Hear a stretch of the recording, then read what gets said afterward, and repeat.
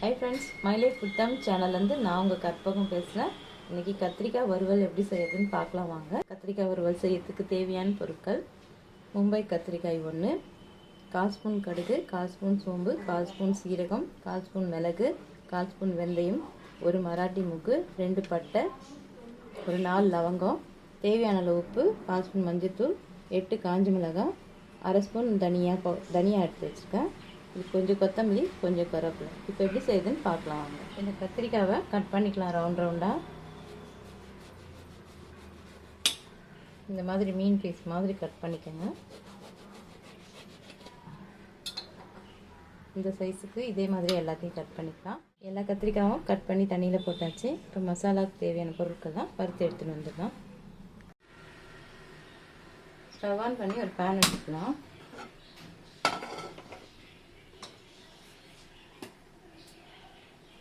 இதில் நம்ம எடுத்து வச்சு இந்த மசாலாலாம் போட்டு வறுத்து எடுத்துக்கலாம்.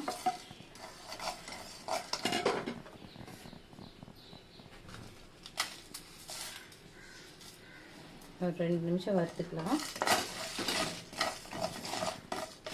வறுத்தாச்சு, ஸ்டவ் ஆஃப் பண்ணிடலாம். இது ஆறட்டும், மிக்சியில் போட்டு அரைச்சிட்டு வந்துடும்.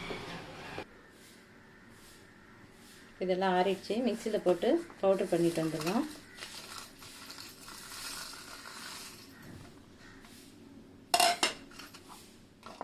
அரைச்சிட்டு வந்தாச்சு. இந்த அளவுக்கு கொஞ்சம் கொரகொரப்பாக இருக்கணும். இப்போ நம்ம கத்திரிக்காய் மசாலா போட்டு பிசைஞ்சிக்கலாம். அரைச்சி வச்சு மசாலாவை தட்டில் போட்டுக்கலாம்.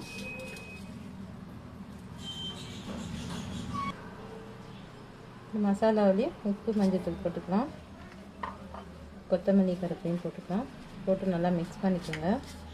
கொஞ்சமாக தண்ணி ஊற்றி மசாலா ரெடி பண்ணிக்கலாம். இது ரொம்ப டேஸ்ட்டாக இருக்கும், மீன் மாதிரி இருக்கும்.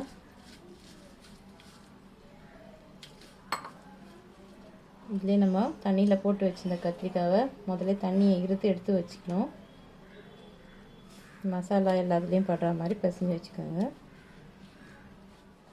இது ஊறணும்னு அவசியம் இல்லை, அப்படியே கூட வறுத்துக்கலாம். நல்லாயிருக்கும், ரொம்ப டேஸ்ட்டாக இருக்கும் சாம்பார் சாதத்துக்கு.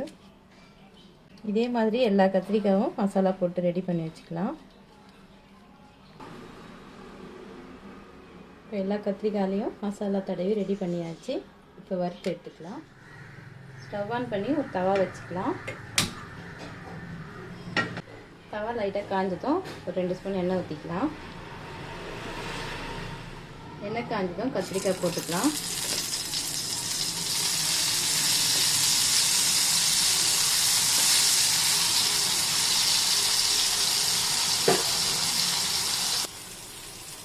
போட்டு ஒரு 2 நிமிஷம் ஆகட்டும். பக்கத்துலேயே இருந்து பார்த்துக்கோங்க. திருப்பி விட்டுக்கலாம். இந்த 2 நிமிஷத்துக்கு திருப்பி விட்டுக்கணும்.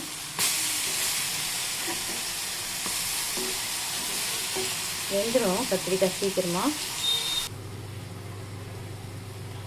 செவந்துடுச்சு, 2 நிமிஷம் ஆயிடுச்சு, வெந்துடுச்சு பாருங்கள் கத்திரிக்காய். இதை எடுத்துடலாம்.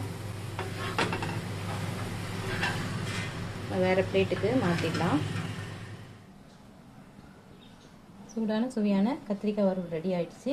கத்திரிக்காய் பிடிக்காதவங்க கூட இந்த மாதிரி செஞ்சு கொடுத்தீங்கன்னா ரொம்ப விரும்பி சாப்பிடுவாங்க. ட்ரை பண்ணி பாருங்கள். வீடியோ பிடிச்சிருந்தால் லைக் பண்ணுங்கள், ஷேர் பண்ணுங்கள், கமெண்ட் பண்ணுங்கள். நம்ம சேனலை சப்ஸ்கிரைப் பண்ணுங்கள்.